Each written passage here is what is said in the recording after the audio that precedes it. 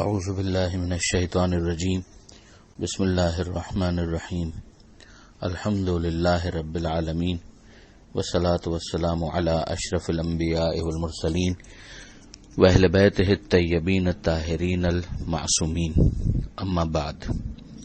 سورہ مبارکہ مائدہ آیت نمبر 96 سے آیت نمبر 103، 96 سے 103۔ بسم اللہ الرحمن الرحیم۔ احل لکم صید البحر وطعامه متاعا لکم وللسیارة وحرم علیکم صید البر ما دمتم حرما واتقوا اللہ الذی الیہ تحشرون۔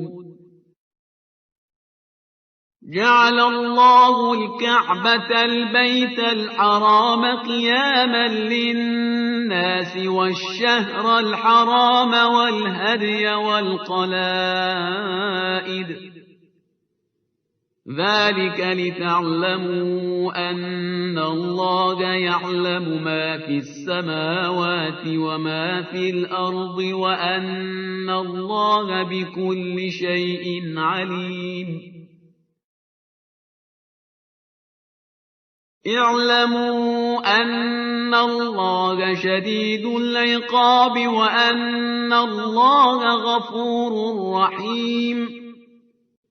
ما علی الرسول الا البلاغ واللہ یعلم ما تبدون وما تکتمون۔ قل لا يستوي الخبيث والطيب ولو أعجبك كثرة الخبيث فاتقوا الله يا أولي الألباب لعلكم تفلحون۔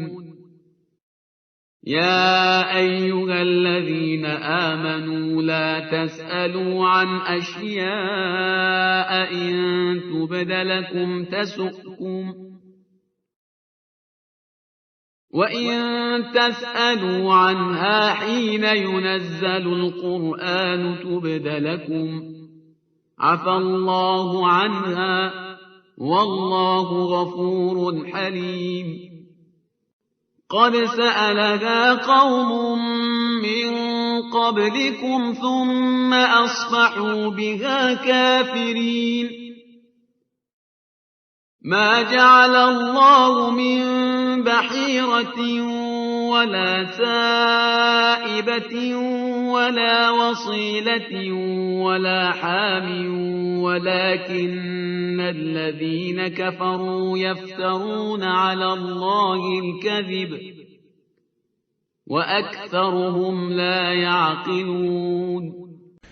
احرام کی حالت میں شکار کے حرام ہونے کے حوالے سے گفتگو پچھلے صفحے پر ہوئی، اس کو فردر تھوڑا سا ایلابریٹ کیا جا رہا ہے یہاں پر کہ ہر طرح کا شکار حرام نہیں ہے۔ ایک شکار وہ ہے کہ جس کا تعلق پانی کے ساتھ ہے اور دوسرا شکار وہ ہے کہ جس کا تعلق خشکی کے ساتھ ہے۔ تو جو خشکی میں شکار کیا جاتا ہے زمین کے اوپر اس کو حرام کیا گیا ہے، اور جس کا تعلق سمندر اور دریا سے ہے اس کو حلال کیا گیا ہے۔ پہلی آیت میں یہی ارشاد ہو رہا ہے کہ احل لکم صید البحر، کہ باہر یعنی دریا، سمندر، جھیل، پانی کے جو جانور ہیں ان کا شکار، مچھلیوں وغیرہ کا، وہ تمہارے لیے حلال کر دیا گیا ہے۔ وطعامہ، اور اس کا کھانا بھی تمہارے لیے حلال کر دیا گیا ہے۔ اس سے بھی وہ بات سمجھ میں آتی ہے کہ جس کی طرف پہلے متوجہ کیا گیا تھا کہ جو خشکی کا شکار ہے نہ فقط شکار حرام ہے بلکہ اگر شکار کسی اور نے کیا ہو تو وہ شکار کیا ہوا جانور، اس کے گوشت وغیرہ سے استفادہ بھی حرام ہے۔ متاعا لکم وللسیارہ، اور یہ جو کہا گیا کہ دریا اور سمندر کا شکار تمہارے لیے حلال ہے تو یہ تمہارے لیے بھی فائدہ ہے اس کے اندر اور اس قافلے کے لیے بھی۔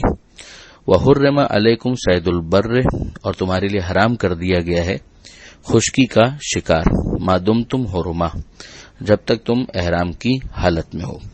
واتقوا اللہ، اللہ کے غضب سے بچو، الذی الیہ تحشرون، وہی خدا کی جس کی طرف تم سب کو سمٹ کر جانا ہے۔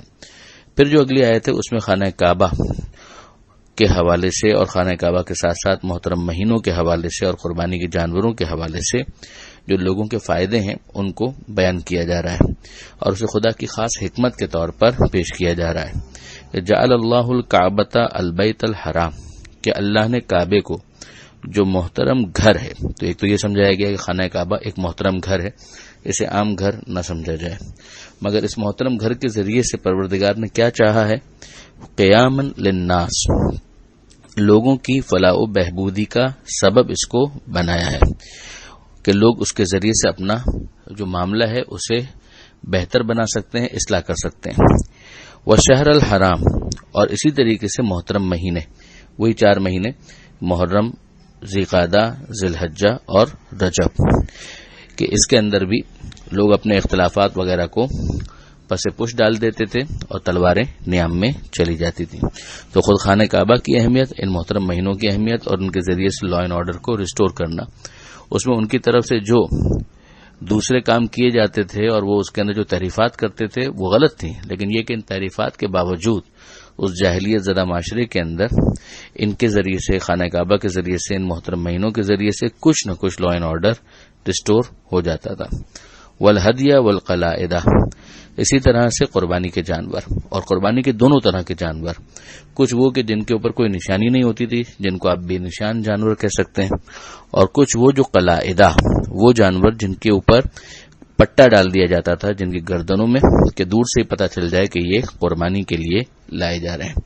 تو وہاں پر بھی ایک رسم انہوں نے یہ بنائی ہوئی تھی جو کہ پسند بھی کی گئی، کہ اس کے ذریعے سے اگر وہ لوگ برا ارادہ بھی کرتے ہوں تو اگر دور سے جانوروں کے غول ان کو نظر آ جائیں کہ یہ قربانی کے جانور ہیں تو پھر وہ ان قافلوں سے متعرض نہیں ہوتے تھے اور انہیں نقصان نہیں پہنچایا کرتے تھے. ذالک لتعلموا، یہ سب اس لیے کہ تم جان لو، ان اللہ یعلم ما فی السماوات و ما فی الارض، کہ اللہ جانتا ہے جو کچھ آسمانوں میں ہے اور جو کچھ زمین میں ہے. وان اللہ بکل شیء علیم، اور اللہ ہر چیز کا علم رکھتا ہے. اعلموا، اب جو آیت آ رہی ہے اس کے اندر خوف اور امید کے درمیان کا معاملہ جو ایمان کی نشانی بھی ہے اس کی طرف متوجہ کیا جا رہا ہے. اعلموا، جان لو، ان اللہ شدید العقاب، کہ یقیناً اللہ سخت عذاب سزا دینے والا ہے. وان اللہ غفور الرحیم، اور اللہ غفور بھی ہے، رحیم بھی ہے. یعنی بالکل مطمئن بھی مت ہو جاؤ اور بالکل خوفزدہ ہو کر ایسے خوفزدہ کہ جس کے بعد امید ہی باقی نہ رہے، یہ بھی نہ ہو، درمیان کا معاملہ ہونا چاہیے. ما علی الرسول الا البلاغ، رسول کی ذمہ داری تو صرف یہ ہے کہ وہ پیغام کو پہنچا دے، یعنی رسول تمہیں گن پوائنٹ پر مسلمان بنانے کے لیے نہیں آیا. واللہ یعلم ما تبدون وما تکتمون، اور اللہ جانتا ہے جو تم ظاہر کرتے ہو اس کو بھی اور جو تم چھپاتے ہو اس کو بھی. اگلی آیت میں پروردگار عالم جو آیت نمبر 100 ہے ارشاد فرماتا ہے، قل، اے حبیب ان سے کہہ دیجئے، لا یستوی الخبیث والطیب، کہ نجس اور پاکیزہ، گندگی اور پاکی، یہ دونوں برابر نہیں ہو سکتے. ولو اعجبک کثرت الخبیث، چاہے گندی چیز کی زیادتی تمہارے دل کو کتنا ہی زیادہ لبھائے.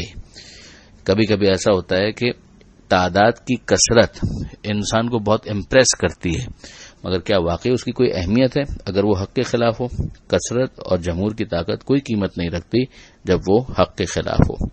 یہ بہت اہم پرنسپل ہے جس کو سمجھنے کے لیے عقل استعمال کرنا ضروری ہے. لہذا فوراً کہا جا رہا ہے فاتقوا اللہ، کہ اللہ کے غضب سے بچو اے عقل والوں یا اولی الالباب. یعنی اگر تم عقل استعمال کرو گے تو تمہیں یہ قاعدہ، قانون اور رول خود سمجھ میں آ جائے گا. پھر اس کے بعد کتنی بدقسمتی ہے کہ فقط کثرت کو دکھا کر حقانیت کو ثابت کرنے کی کسی بھی مرحلے پر کوشش کی جائے. یہ بڑی بدقسمتی ہے. لعلکم تفلحون، یہ سب اس لیے ہے شاید تم کامیابی حاصل کر لو، فلاح پا جاؤ. یا ایھا الذین آمنو، اے ایمان لانے والوں، لا تسألوا عن اشیاء ان تبد لکم تسؤکم، مت سوال کرو ان چیزوں کے بارے میں کہ اگر تمہیں بتا دیا جائے تو تمہیں برا لگے. بنیادی طور پر جو سمجھنے والی بات ہے کہ اگر انسان علم حاصل کرنا چاہتا ہے تو سوال کو مفتاح قرار دیا گیا ہے، چابی قرار دیا گیا ہے علم حاصل کرنے کے لیے. مگر سوال کس طرح کا ہونا چاہیے یہ بہت زیادہ امپورٹنٹ ہے، اور اسی کے اندر وزڈم انوالو ہوتا ہے، حکمت انوالو ہوتی ہے کہ سوال برائے سوال ہو یا سوال واقعاً اس کی کوئی بنیاد ہونی چاہیے. اگر کسی چیز کو اسلام کی طرف سے نہیں بیان کیا جا رہا تو کریت کر اگر اس کے بارے میں پوچھا جائے تو خواہ خواہ اپنی زحمتوں میں اضافہ کیا جائے گا۔ اس کے ذریعے سے بہت اچھا ایک استدلال کیا گیا کہ دین کے اندر اصالت یعنی بنیادی طور پر ہر چیز کو حلال کیا گیا ہے، اس کو حرام کرنے کے لیے ہمیں دلیل کی ضرورت ہے، اور اگر ہمارے پاس شریعت کی طرف سے، قرآن کی طرف سے، پیغمبر کی طرف سے کوئی حدیث نہ ملے تو اس چیز کو حرام نہیں مانا جائے گا، اس لیے کہ اگر وہ حرام ہوتی تو اس کو پیغمبر بیان کر دیتے، قرآن بیان کر دیتا۔ جب بیان نہیں کیا ہے تو یہ اس کے حلال ہونے کی دلیل ہے۔ اس سے وہ جو کٹر ایک اوپینین بنتا ہے، اپروچ بنتی ہے کہ ہر چیز کو حرام سمجھو جب تک اس کے حلال ہونے کی دلیل نہ مل جائے، اس کی رد ہو جاتی ہے کہ یہ خود خدا کا کرم ہے کہ پروردگار عالم نے خواہ سوال کرنے سے بھی منع کیا ہے کہ اگر وہ چیز خدا کو اتنی ہی تمہارے لیے حرام کرنے کی ضرورت ہوتی یا خدا کی مصلحت یا حکمت ہوتی وہ بیان کرتا، اس نے بیان نہیں کیا ہے تو تم کرے دو مت۔ یہ طرح کے یہ بات مختلف روایتوں کے اندر بھی بیان کی گئی ہے۔ پھر اس کے بعد مزید بھی یہ کہا گیا کہ وَإِن تَسْأَلُوا عَنْهَا حِينَ يُنَزَّلُ الْقُرْآنُ، کہ اب جب کہ قرآن نازل ہو رہا ہے اگر تم سوال کرو گے تو ہو سکتا ہے کہ وہ تمہیں بتا بھی دی جائے، تُبْدَ لَكُمْ عَفَا اللَّهُ عَنْهَا، اللہ نے انہیں نظر انداز کر دیا ہے تو پھر تم اسے کرے دو مت۔ واللہ غفور حلیم، اللہ بخشنے والا ہے اور بڑا برداشت کرنے والا ہے۔ قد سألها قوم من قبلکم، تم سے پہلے بھی قوموں نے اس طرح کے سوال کیے، ثم اصبحوا بها کافرین، اور اس کے بعد وہ اس کا انکار کرنے والے بن گئے۔ یعنی ابتدا میں تو پوچھتے تھے اور کریت کر پوچھتے تھے، اب وہ پابندیاں عائد ہو گئیں تو پھر اس کے بعد وہ اس کو نبھا نہیں سکے۔ تو بہتر یہی ہے کہ تم اپنے کانوں کو متوجہ کرو، جو چیز تمہارے لیے ضروری ہوگی، جو واجبات ہوں گے بتا دیے جائیں گے، جو حرام ہوں گا ان سے روک دیا جائے گا۔ آیت نمبر 103 جو اس صفحے پر آخری آیت ہے، اس میں کچھ بدعتوں کا ذکر ہے جو مشرکین مکہ کیا کرتے تھے۔ انہوں نے مختلف قسم کے جانوروں کو چھوڑ دیا تھا کہ ان سے کوئی کام نہیں لیں گے، ان سے کوئی استفادہ نہیں کریں گے، اور پھر اس کے بعد اسے دین اور شریعت بنا لیا تھا۔ تو یہاں پر پروردگار عالم نے اس کی وضاحت کی۔ یہ وہی اسپرٹ ہے کہ جس کی طرف پہلے بھی ہم نے گزارش کی تھی کہ پروردگار عالم اس کو بھی پسند نہیں کرتا کہ خواہ مخواہ دل بخواہ کسی چیز کو دین بنا کر دین کے اندر داخل کر دیا جائے۔ یہی بدعت کا ایک مفہوم بھی ہے۔ پروردگار فرماتا ہے کہ بحیرہ ہو، صائبہ ہو، وسیلہ ہو، حام، یہ چاروں کے چاروں جانور، ان کے بارے میں اللہ نے کچھ بھی قرار نہیں دیا۔ وَلَٰكِنَّ الَّذِينَ كَفَرُوا يَفْتَرُونَ عَلَى اللَّهِ الْكَذِبَ، مگر وہ کہ جنہوں نے کفر اختیار کیا ہے وہ اللہ پر جھوٹ افترا کرتے ہیں کہ یہ اللہ نے ان کو حرام کر دیا۔ وَأَكْثَرُهُمْ لَا يَعْقِلُونَ، ان میں سے اکثر وہ ہیں کہ جو عقل استعمال نہیں کرتے۔ یہ سوال رہ جاتا ہے کہ یہ بحیرہ، صائبہ، وسیلہ اور حام ہیں کیا؟ تو ان کے بارے میں مختلف تشریحات آئی ہیں۔ نمبر 1، بحیرہ، یعنی ایک قول کے مطابق میں آپ سرچ کر رہا ہوں، بحیرہ کے بارے میں کہا گیا کہ وہ اونٹنی جس کے 5 بچے ہو چکے ہوں اور 5واں اگر نر ہے، میل ہے، تو وہ اس کو پھر نہ بار برداری میں استعمال کرتے تھے نہ اس کا ذبح کرتے تھے۔ اسی طرح صائبہ، وہ جانور جو بتوں کے نام پر چھوڑ دیے جاتے تھے۔ وسیلہ، ایسی بکری جو کسی اور بکرے کے ساتھ پیدا ہوئی ہو، اس کو بھی یہ لوگ چھوڑ دیتے تھے اور اس سے استفادہ نہیں کرتے تھے۔ پھر اس کے بعد آخری حام، وہ اونٹ کہ جس کے صلب سے 10 بچے پیدا ہو چکے ہوں۔ یہ وہ کیٹیگریز انہوں نے بنائی ہوئی تھی کہ پھر ان کو استعمال نہیں کریں گے، ان کو چھوڑ دیں گے۔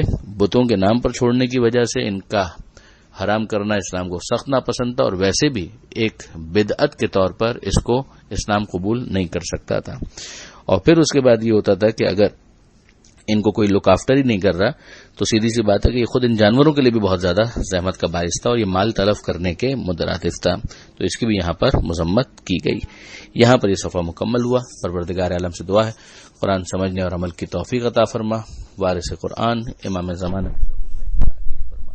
وآخر دعوانا ان الحمدللہ رب العالمین، والسلام علیکم ورحمۃ اللہ وبرکاتہ۔